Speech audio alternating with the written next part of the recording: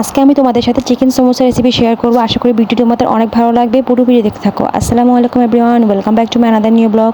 আজকে তোমাদের জন্য সমোসা রেসিপি নিয়ে এসেছি। এই তো অ্যাট ফার্স্ট আমি মাংস আলুগুলো সিদ্ধ করে নিয়েছি। পেঁয়াজ, কাঁচামরিচ, আদা, রসুন বাটা, যাবতীয় মশলা যা যা লাগে সব কিছু নিয়ে নিয়েছি। তারপর আমি কড়াইয়ের মধ্যে তেল দিয়ে একটু গরম মশলা দিয়ে দিয়েছি, একটা এলাচ, একটা দারচিনি আর একটু তেজপাতা দিয়েছি। এরপর আমি পেঁয়াজটা দিয়ে দিচ্ছি, তারপর কাঁচামরিচগুলো দিয়ে দিচ্ছি, আদা রসুন বাটা যে একটু একটু নিয়েছিলাম সেগুলো দিয়ে দিচ্ছি। দিয়ে ভালো করে এটাকে কষিয়ে নিচ্ছি। একটু ব্রাউন কালার হয়ে আসা পর্যন্ত অপেক্ষা করব। এই তো এখন ভালো করে কষিয়ে নেওয়ার পর আমি বাকি মশলাগুলো দিয়ে দিচ্ছি। অ্যাজ ইউজুয়াল মাংসের জন্য যে মশলাগুলো আমরা ব্যবহার করি সবগুলো দিচ্ছি। আদা রসুন তো দিয়েছি, প্লাস এখন হলুদের গুঁড়া, জিরার গুঁড়া, ধনিয়ার গুঁড়া, তারপরে মরিচ সব কিছু আমি দিয়ে দিচ্ছি। দিয়ে ভালো করে এটাকে কষিয়ে নিচ্ছি। একটু পানি দিয়ে ভালো করে কষিয়ে নেব। তারপর যখন একটু তেলটা উঠে আসবে তখন আমি যে মাংস আর আলুটা সিদ্ধ করে রেখেছিলাম ওটা দিয়ে দেবো। এই তো এখন একটু পানি দিয়ে কষিয়ে নিচ্ছি। এখন কষিয়ে নেওয়ার পর দেখবে একটু পরে তেলটা উঠে আসছে। এখন আমি যে মাংস আর আলুটা সিদ্ধ করে রেখেছিলাম ওটা দিয়ে দিলাম। এখন এটাকে ভালো করে মিক্সড করে আমি রান্নাটা করে নেব। বেশিক্ষণ লাগবে না, যেহেতু আলু আর মাংসটা সিদ্ধ করা, তাই এই মশলাটা হতে আমাদের বেশিক্ষণ সময় লাগবে না। তারপরে এই তো হয়ে এসেছে। এখন লাস্টে পেঁয়াজ দিয়ে আমি এখন মশলাটাকে নামিয়ে রাখবো। পেঁয়াজ তার কারণে একটা দারুণ একটা ফ্লেভার আসছে সমোসার মধ্যে। এই তো এখন আমি নামিয়ে রাখবো।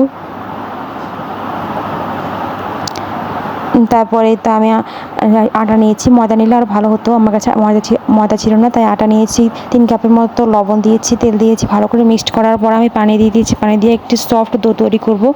ডোটা অবশ্যই অনেক সফট হতে হবে। এতে আমার ডো তৈরি করা রেডি। এখন আমি কিছুক্ষণ রেস্টে রাখার পরে তো এখন আর একটু ভালো করে ময়ান করে নিচ্ছি। ময়ান করে আমি চামচের জন্য ছোটো ছোটো করে লিচি কেটে নেব।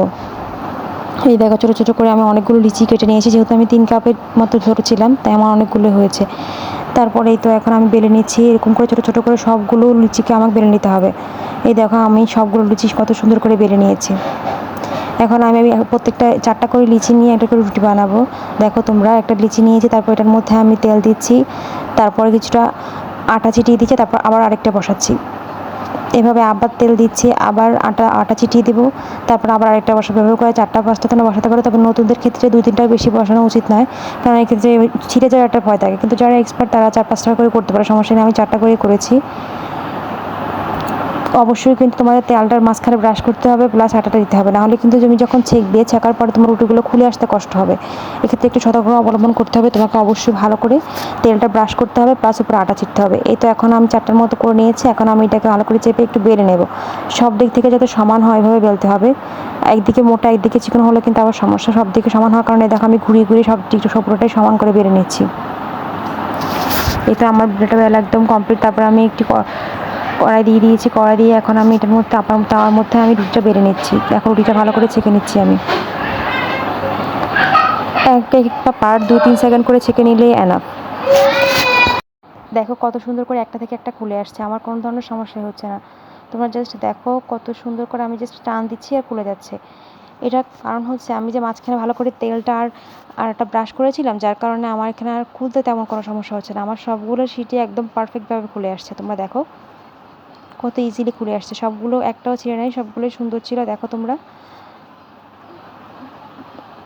আমারও অ্যাট ফার্স্ট করার সময় অনেক সমস্যা হয়েছিল, তোমাদেরও হবে, বাট করতে করতে তোমরা এক্সপার্ট হয়ে যাবে।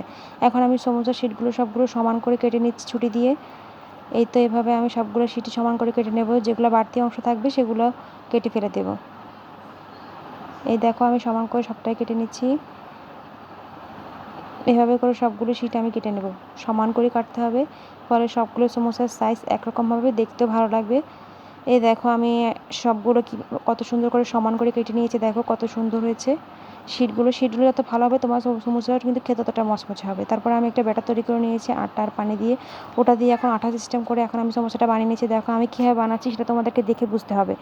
সমোসা শিটটা আমি কীভাবে ভাঁজ করলাম সেটা তোমাদেরকে একটু ভালো করে লক্ষ্য করতে হবে। তারপরে আমি ভিতরে পুরটা দিয়ে দিচ্ছি। পুরটা দিয়ে এখন আমি মুখটা সিল করে দেবো। এই যে আটা আর পানি দিয়ে যে মিশ্রণটা তৈরি করেছিলাম ওটা দিয়ে এখন মুখটা সিল করে দিচ্ছি।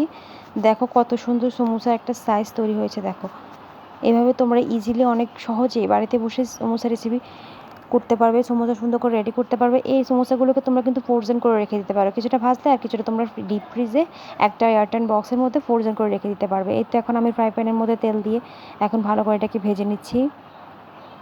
প্রথমে একটু আঁচটা বেশি দিব যাতে করে সমোসাগুলো ফুলে ওঠে, পরে জালটা আমরা কমিয়ে দেব। এই তো আমার সমোসাগুলো প্রায় ব্রাউন কালার হয়ে এসেছে, এখন আমি তুলে রাখবো। আমার সবগুলো সমস্যা কতটা দারুণ হয়েছে দেখো। এতক্ষণ আমার ভিডিও পাশে থাকার জন্য অনেক অনেক ধন্যবাদ। লাইক সাবস্ক্রাইব করে অবশ্যই পাশে থাকবে। আল্লাহ হাফেজ।